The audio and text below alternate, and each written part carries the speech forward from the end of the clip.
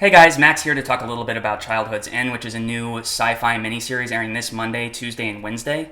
If you didn't already know, this is a series that's based on a book by Arthur C. Clarke. It was written in 1953, and this is kind of an updated version of that. It starts out in 2016. Basically, the story is about this peaceful but mysterious alien race that kind of shows up to Earth with the promise that they are going to make Earth a better place to live. And over the course of the series, you start to see how that takes a toll on human independence, faith, religion, science, just culture in general. Full disclosure, I haven't read the book myself, but I did do a little research to see just kind of what the differences might be.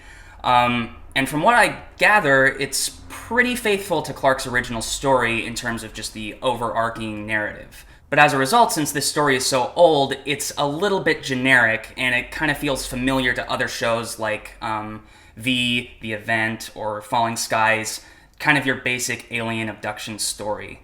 But one thing that does set it apart is that it takes place over the course of 20 years, which is kind of cool. It's more of an ensemble as opposed to following just one main character throughout. But one character that does kind of show up throughout all three of these is Karelin, who is sort of the alien supervisor to Earth. They call them overlords. And he is played by Charles Dance of Game of Thrones fame. He played Tywin Lannister on that show. And he does a really good job with this. He kind of does the sort of omniscient but also intimidating and just slightly playful sort of take on this character, and I think it's a really good fit for what we get in this. That said, I am sworn to secrecy to talk about kind of the physical appearance of the aliens, and that kind of feeds into this big twist that comes at the end of the first episode.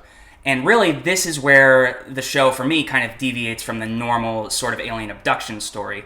And I think it's a really good hook. You'll know it when you see it because it will be near the very end of night one. And it takes the subsequent episodes in a really different direction that I think people will hopefully like. Now, the one thing that's not so great about this series is going to be the human characters, unfortunately. I mean, that's like a big part of this show, but their personal stories just don't really resonate kind of in the grander scheme of this big, large, kind of space epic storyline.